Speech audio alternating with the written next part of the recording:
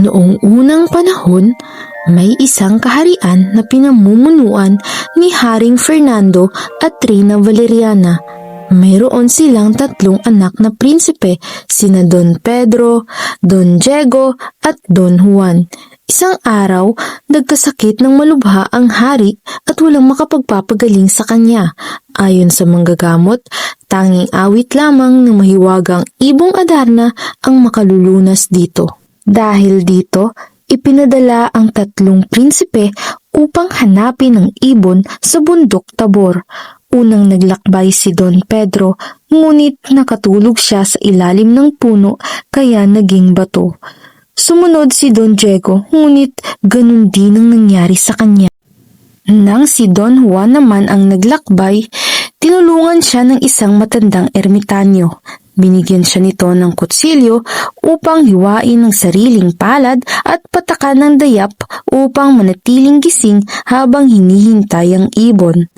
Nang dumating ang Ibong Adarna, tiniis ni Don Juan ang antok. Nang makatulog ang ibon matapos umawit, agad niya itong hinuli at inilagay sa hawla. Ginamit din niya ang mahiwagang tubig upang buhayin muli ang kanyang dalawang kapatid na naging bato.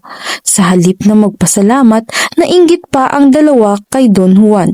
Sa daan pa uwi, binugbog nila si Don Juan at iniwan sa gitna ng gubat. Sila ang nagdala ng Ibong Adarna sa palasyo at nagkunwaring sila ang nakahuli nito. Ngunit nang makita ng Ibong Adarna ang dalawang prinsipe, hindi ito umawit. Nang dumating si Don Juan sa palasyo, saka lamang umawit ang ibon at gumaling si Haring Fernando. Doon nabunyag ang katotohanan tungkol sa pagtataksil ng dalawang kapatid. Sa huli, pinatawad ni Don Juan ang kanyang mga kapatid.